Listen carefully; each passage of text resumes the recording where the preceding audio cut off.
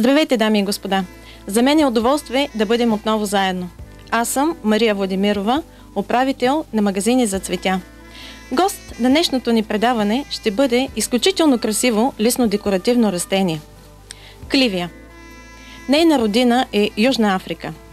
Кливия е отдавнашен домашен любимец. И не случайно.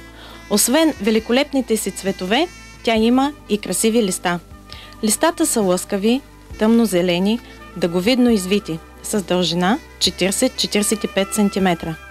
Разположени са ветрилообразно на една плоскост. В центъра на листата се появява месец цветонос, който на върха си се коронясва с великолепните цветове. Те са събрани в стегнат дрозд. Всяко едно цветче има формата на камбанка и е с големина около 5 см. Цветовете могат да бъдат обагрени в кремово, жълто, оранжево или алено. Цветовете се появяват през зимата и в началото на пролетта, а при подходящо гледане кливия цъфти отново и през лятото. Това е растение, което не създава проблеми, т.е. спада към некапризните. Издържа на сух въздух. Най-подходяща температура са 18-22 градуса. Чувства се прекрасно на добре осветено място, но може да я отглеждате и в по-тъмен ъгъл. През активният период на цъфтеж се полива умерено. Но за да ви зарадва до година с красивите си цветове, след като прецъфти, трябва да й подсигурите период на покой. Саксията не трябва да остава в отопляемо помещение и да се полива по същият начин. Преместете я на хладно място, при температура 5-10 градуса, а поливането да бъде оскъдно.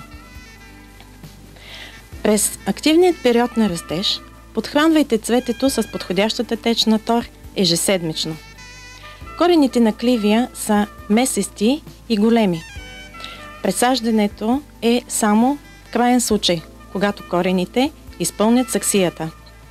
Подсигурете добър дренаж.